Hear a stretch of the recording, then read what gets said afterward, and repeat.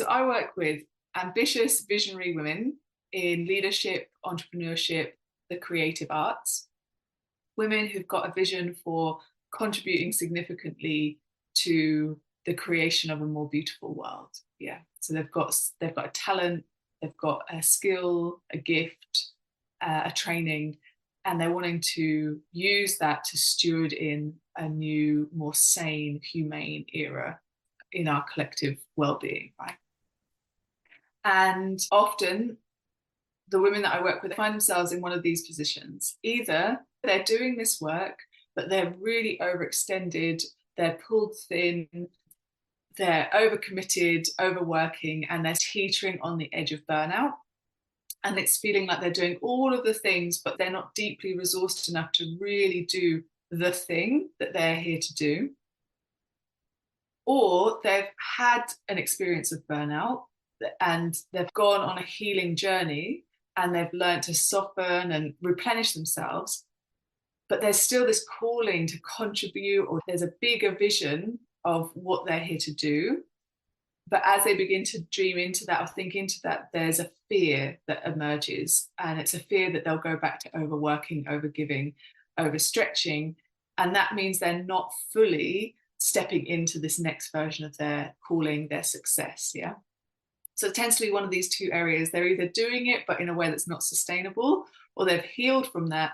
They're ready for their next version, their next stepping in, but the fear of coming back to this place of burnout is stopping them from really taking that leap.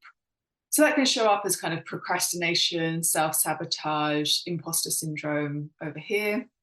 And over here, it's just you're tired, under-resourced, feeling like this is great, but it's not going to last long, or there's no way I can sustain this. Yeah. And so what I do with women is I help women discover, uncover their unique blueprint, their unique way of doing things that means they can really contribute and lead and fulfill their desires, but from a place of deep nourishment and nurturing, and like a well of being well resourced, so that we don't have to choose between the two. Yeah, it's possible to do both, to be incredibly well resourced and nourished, and ambitious, successful, really contributing the thing that you're here to contribute and going big with your dreams. Yeah. So that's what I do, is I help women rewire that system to allow expansion that feels enjoyable, and that doesn't sacrifice the day-to-day enjoyment of life and presence and time and energy for a future goal.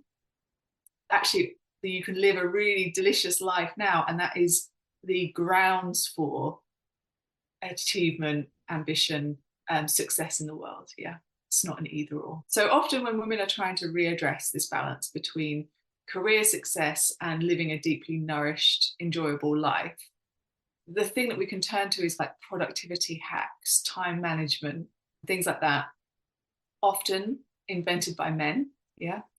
And often with this subtle but insidious message that there's something wrong with you, like that there's something wrong with you that you should be able to fix. And if you just fix it, this all falls into place. And I actually think it's that subtle, insidious idea that there's something wrong with us that is the seed, the thing that creates this situation in the first place. So it's like we're trying to heal the problem with the problem. It's because we don't feel like we're good enough. It's because we feel like there's something wrong with us, that we're somehow less valuable as we are, that leads us to overwork, overgive, overcommit, overstretch ourselves. Do you see what I mean? We're given these dual messages as women.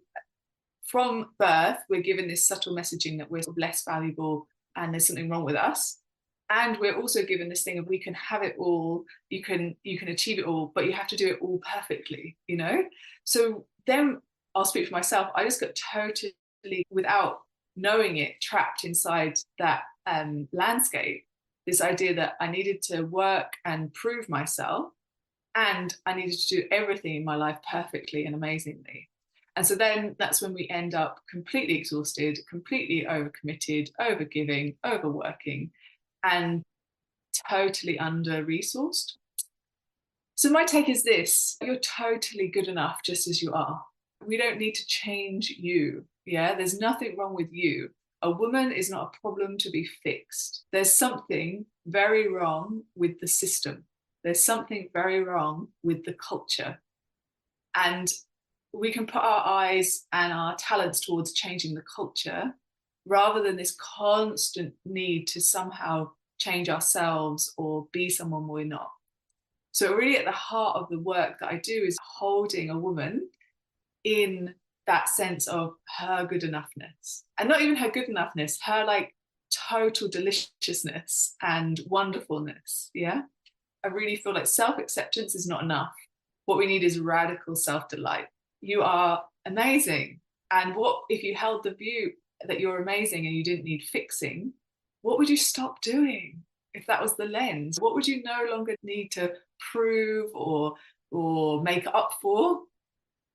If you held this view of your own deep worthiness and that deep sense of peace with who you are, and then from there, that's when we can uncover what it is you're really here to do and how you're here to do it. Yeah. So rather than trying to fit into external boxes or ideas of what should be achieved or how something should be done, we get to discover our own pathways and our own ways of doing that are led by joy, that are led by pleasure, that are going to be uniquely yours. So, really, what I'm trying to help women do is stop trying to fix themselves, be someone they're not, really come home to who they are with a deliciousness about it and a sense of like deep delight in that.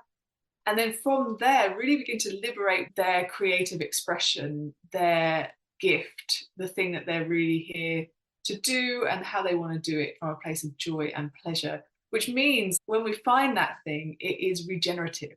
It's life-giving rather than depleting. It's sustainable. It can be done for a lifetime because it feels good, you know? And that's the thing that you're really here to give the world, is from your pleasure, from your joy. And so, yeah, it's about taking you from overworking and over functioning to overflowing.